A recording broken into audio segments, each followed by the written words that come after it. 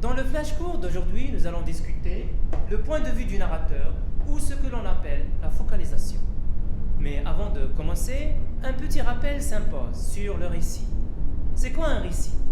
Eh bien, un récit, c'est une narration orale ou écrite d'actions, d'événements qui se réalisent, qui se déroulent dans une spatio-temporalité bien déterminée.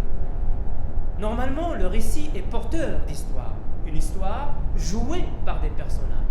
La question qui se pose, qui raconte l'histoire? Eh bien, c'est le narrateur. Il faut faire donc la différence entre le narrateur qui relate l'histoire et le personnage principal qui mène l'action principale dans l'histoire et qui fait partie du monde fictionnel, l'auteur dont le nom figure sur la couverture en général. Dans un texte poétique, on parle de poète. Dans un texte théâtral, on parle souvent de dramaturge. Pour commencer à déterminer les types de focalisation possibles dans un texte, la première des choses, il faut chercher quel pronom personnel le narrateur utilise pour raconter l'histoire.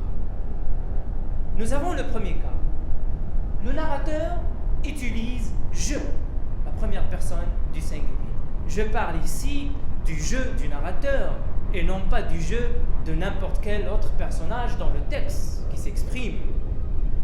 Alors, si le narrateur raconte l'histoire en utilisant la première personne du singulier « je », c'est-à-dire il participe à l'histoire comme personnage principal, comme personnage secondaire, comme comparse, comme témoin, comme n'importe quelle ou selon n'importe quelle fonction possible d'un personnage.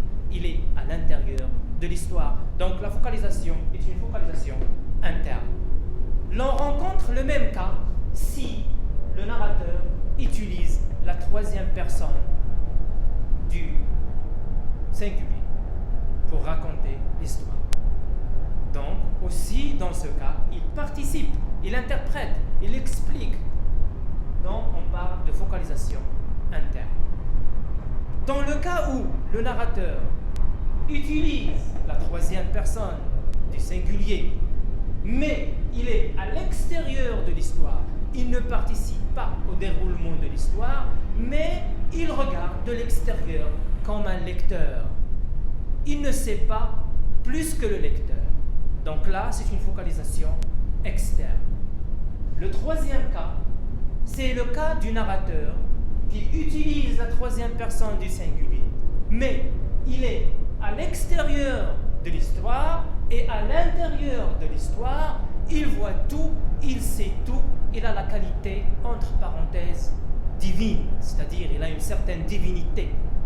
Ici, on parle de focalisation omnisciente, parce que le narrateur, il sait tout, la pensée et le passé.